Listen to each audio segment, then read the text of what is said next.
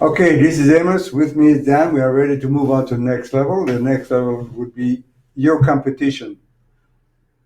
So what you need to do is enter my competition.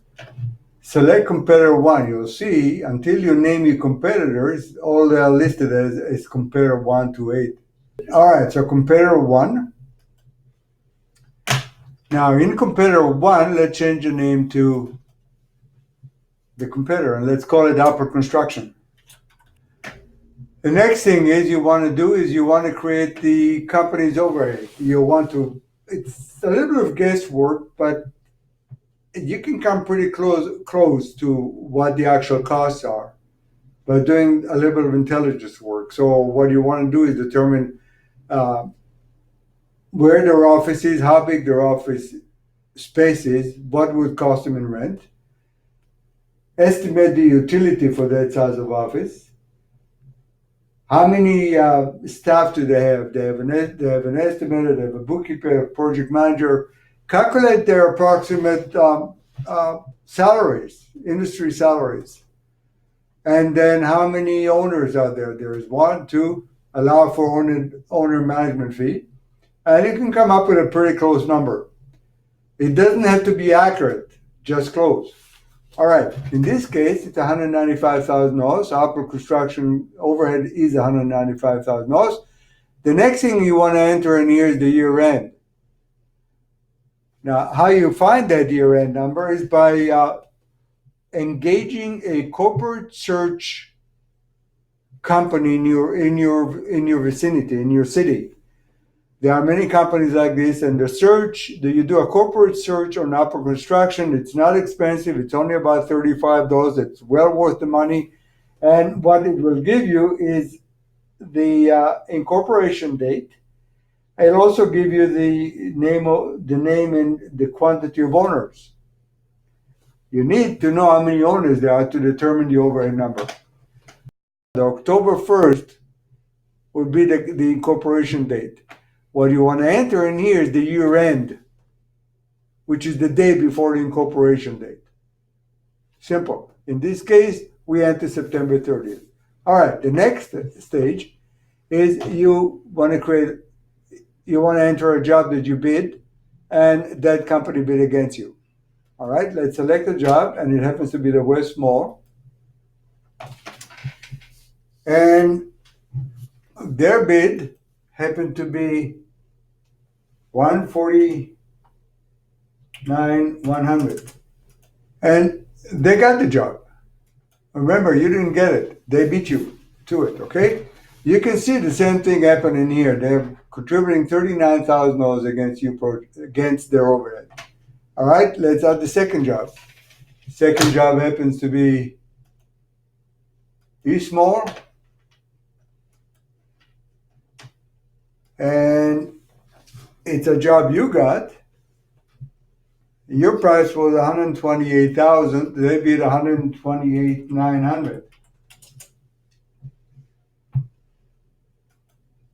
And you notice the minute you enter it, it already said no because the program knows that you already have the job, and it immediately says no in here, so you cannot enter any other information in here by mistake. Okay, so remember the year end was September 30th.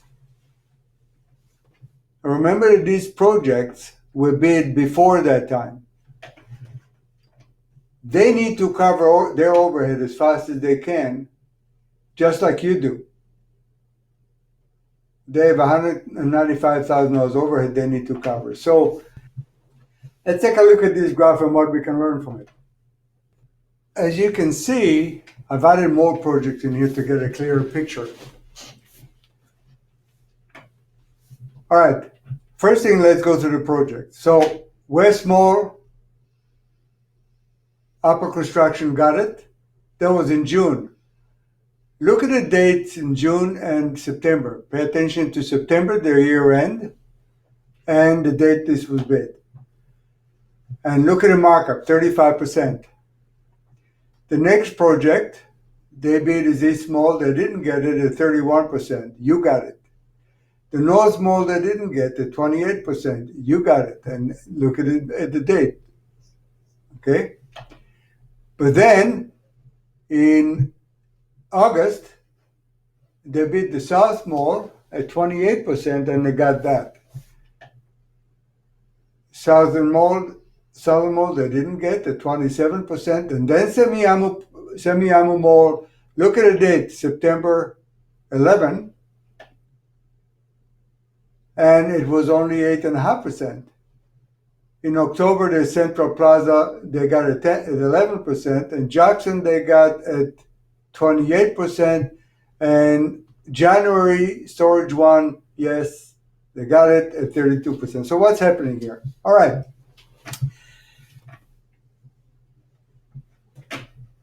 We have to assume that since we started working with this table now, you just started tagging this Apple construction. We call it tagging because that's the simplest way to describe it. We have to assume that 35% is his comfort zone. This project was bid in June. The year end is September. That means that in June, the overhead to September in 2019 has been already paid for. So that means that anything that he bid, anything that Apple Construction bid from this point on would be pure profit. But every contractor has got a comfort zone. And in this case, his comfort zone is 35%. He won't go above that. You can expect that it will never go above that. It is very rare that Apple Construction will go above 35%. All right, this was in June. You can see that he kept his prices up, and he's slowly trying to get down to see if he can pick something up at this range.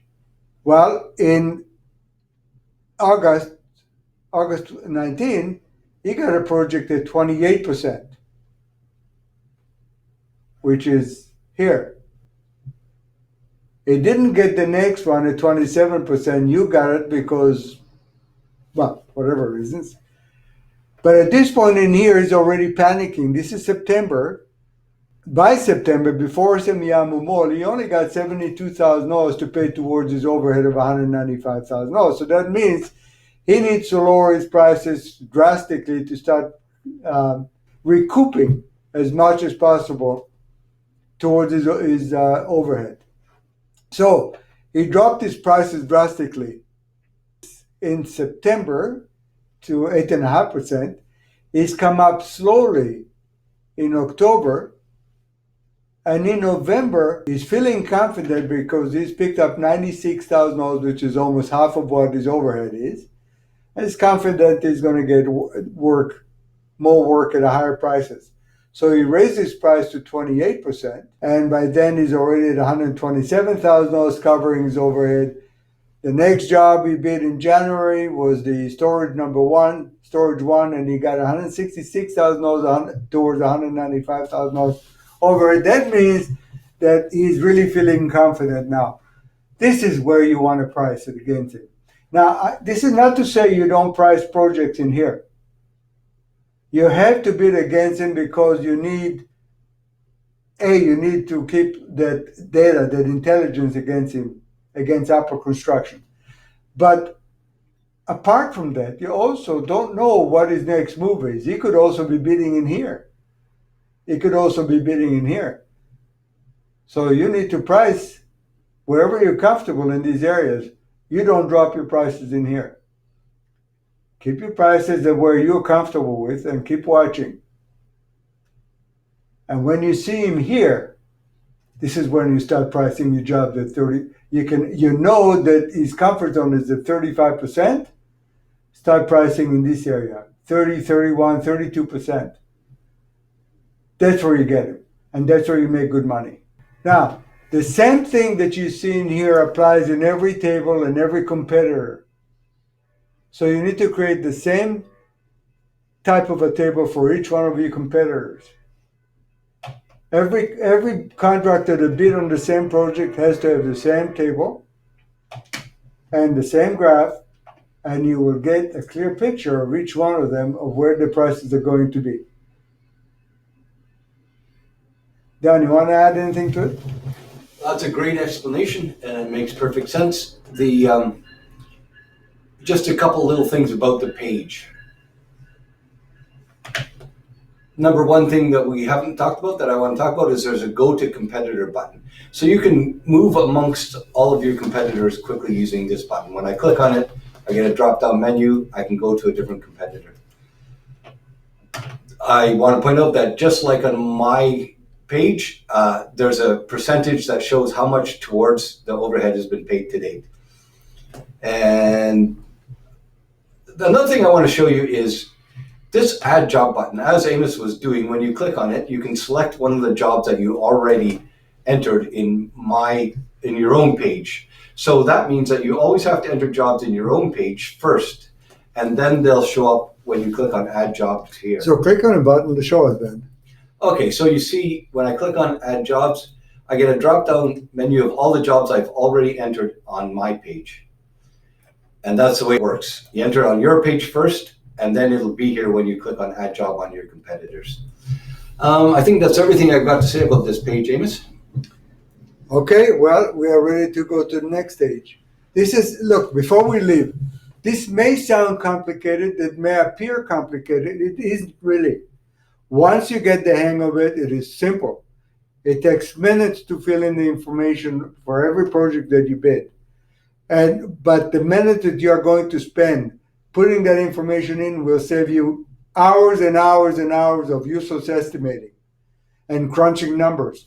If you can tag your competitor, if you know what the competitor's comfort zone is, you can always just pick a point below that comfort zone. I bid projects, multi-million-dollar projects and small projects against my competitors and managed to stay about 0.25% below them. Needless to say, it drove them crazy. They couldn't figure out how I was doing it. This tool is very useful for strategy. There's no point just crunching numbers day in and day out.